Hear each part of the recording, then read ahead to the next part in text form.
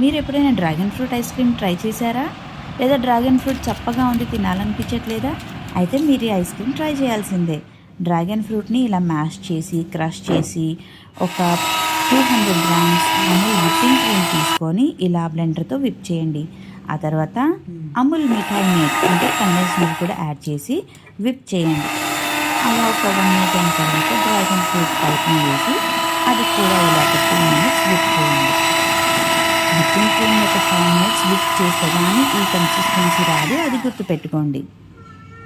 ఆ తర్వాత ఒక గ్లాస్ బౌల్లో పోసేసి చక్కగా ఎయిర్ టైట్ కంటైనర్లో క్లోజ్ చేసేసి డీప్ ఫ్రీజర్లో పెట్టుకోండి.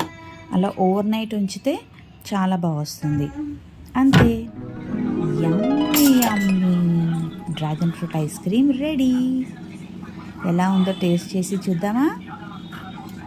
మరి జస్ట్ 3 ఇంగ్రీడియంట్స్తో ఈ సింపుల్ రెసిపీని మీరు కూడా ట్రై చేసి మీకు ఎలా వచ్చిందో మాకు కామెంట్స్లో తెలియజేయండి.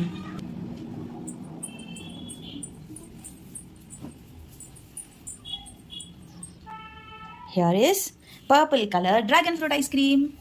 తిని చెప్ప ఎలా ఉందో. Thank you.